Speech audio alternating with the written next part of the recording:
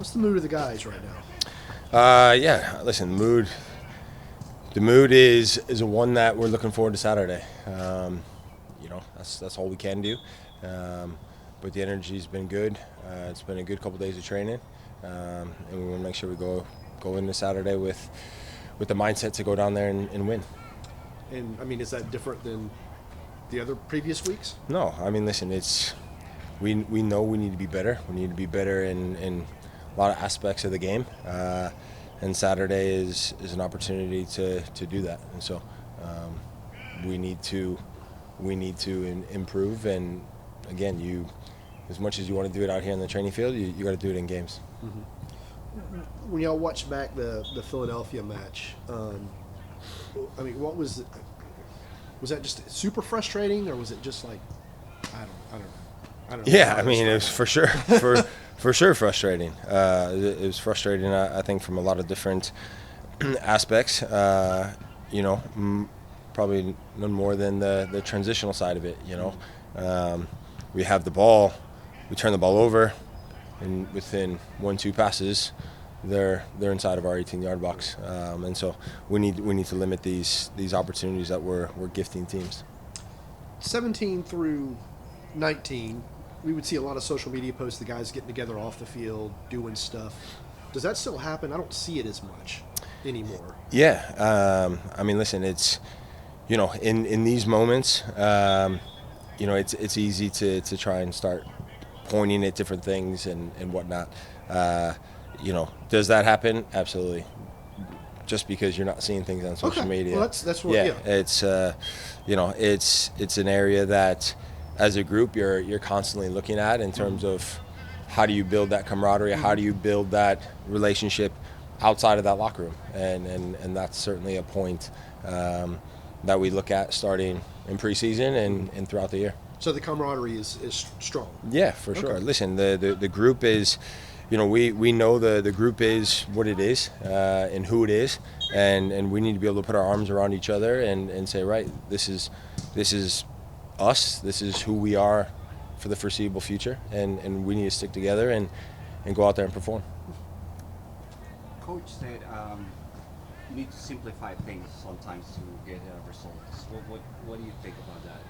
Yeah, again, I think you look at the last game specifically in terms of the amount of times we turn the ball over in our own half, and when you turn the ball over in your own half, it makes a real short distance to our goal. And like I said, within 1-2 passes, the opposition is finding themselves uncontested in our box, and that's what we want to do to teams, and we're shooting ourselves in the foot, and so we need to limit that. And if we do that, I think we have the ability to then and go and keep the ball and progress the ball and ultimately create and score chances. What could Jamal provide Saturday for the team in general and for you as an outlet? Yeah, man, listen, I think with Jamal, I think we've all seen what he brings to our group when he's been, counted on to go into games in terms of his tenacity, his determination, his willingness to put his body on the line, whether that's from a defensive aspect, whether it's from the attacking side. And we're going to be expecting no different come Saturday. And so, he's a guy that's able and willing. And when you have someone like that, similar to Manu, it gives you a lift, especially on the defensive side of the ball. How do you handle the emotions of going into a match against a rival and also the team that knocked you guys out of the playoffs last season? Yeah, listen, these games are always difficult. They're always tough games. You go down there, all the different elements of the game, the conditions, the weather, it's part of what it is in terms of the makeup of Atlanta versus Orlando, and we understand what it means to our supporters, to our fans, and so for us it's a huge opportunity and one that I think we're going to go down there with the ability to say, right, let's turn this thing around, and no better place to do it than Orlando away. What are some of the things that you do to help your teammates, keep their head, especially in a difficult stretch like this? Yeah, I mean, listen, I've been in the game a long time. The manager, the same, and I think the message is not to panic. It's not panic. You can't panic, and you have to understand what we're trying to do and how we want to play. And if we stick to that, we'll be okay. It's when we get away from that or we're not as clean and as crisp with the ball. When we shoot ourselves in the foot, like I said, we hurt ourselves. And at this level, you do that, you're more often than not going to get punished. And every single time we've been getting punished for these mistakes. And so, don't panic. Continue to believe and understand, where we're going and understanding how we want to get there, and stick to the game plan. What kind of things are y'all doing off the field together? Just can you share, like barbecues or bowling or putt-putt? What kind of things do y'all do off the field? Things that we do off the field. All right. Is some of the optimism in the sense of the no panic mentality partly because it's only a quarter of the way through the season, and you still have a lot of the season left. For sure, there's a lot of games to be played, but with that being said, we know there's an urgency to pick up points, and we need to stay connected, and so that part doesn't change. But at the same time, when you're going through a difficult spell, you need guys to keep a calm and cool head and understand that it's not the end of the world.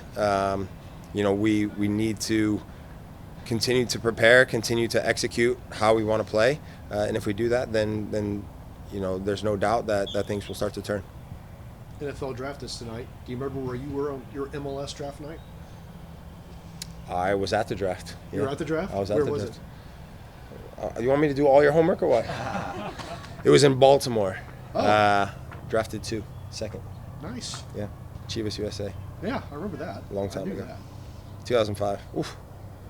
Long time. Do you think the MLS draft should be more like the NFL draft? Because it's gotten away from that. Y'all. It used to have the big party in the big convention room, and now they don't do that anymore. Yeah, I mean, listen. I think when you look at drafts in general, outside of maybe like the top 10, outside of that, a lot of the players want to be with their friends and family, and they want to be with the people that have supported them and have been there throughout their journey. And so probably have taken away from the spotlight of the big convention center and the media hype and whatnot. But you can't knock players for wanting to be with their support system. So, is what it is. Thanks, man. As captain, what would you say that, your role is in ensuring that all 90 minutes the team is on it?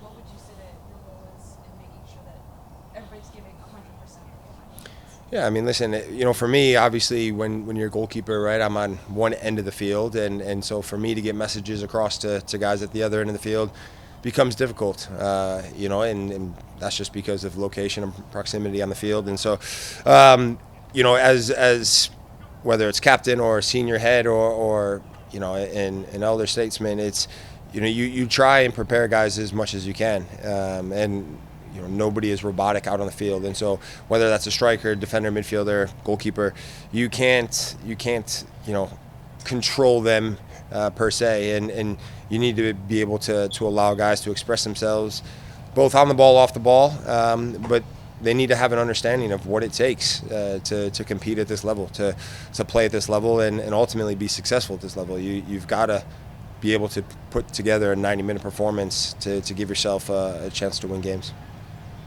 Thanks, Thanks, guys.